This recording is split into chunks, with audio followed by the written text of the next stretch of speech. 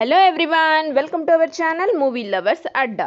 Upcoming movies యొక్క latest updates కోసం మా ఛానల్ని సబ్స్క్రైబ్ చేసుకోండి. ఇక లేట్ చేయకుండా వీడియోలోకి వెళ్ళిపోదాం. ఏపీలో ఎన్నికలకు ఎంతో సమయం లేదు. ఒక్కో సర్వేలో ఒక్కో పార్టీకి అనుకూలంగా ఫలితాలు వస్తుండడం హాట్ టాపిక్ అవుతోంది.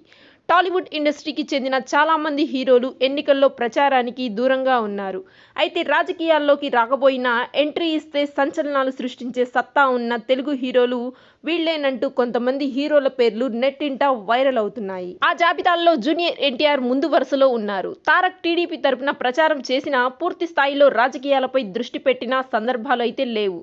తారక్ వాగ్దాటికి ఎంతో మంది ఫ్యాన్స్ ఉన్నారు. జూనియర్ ఎన్టీఆర్ రాజకీయాల్లోకి వస్తే ఎప్పటికైనా సంచలనాలు సృష్టించడం గ్యారంటీ అని కామెంట్లు వ్యక్తమవుతున్నాయి.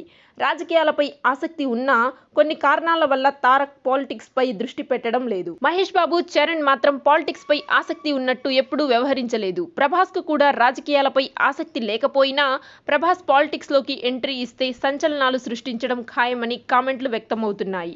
ప్రభాస్ వివాదాలకు దూరంగా విజయవంతంగా కెరీర్ను కొనసాగిస్తున్న నేపథ్యంలో రాజకీయాల విషయంలో ప్రభాస్ అభిప్రాయం ఎలా ఉందో చూడాలి.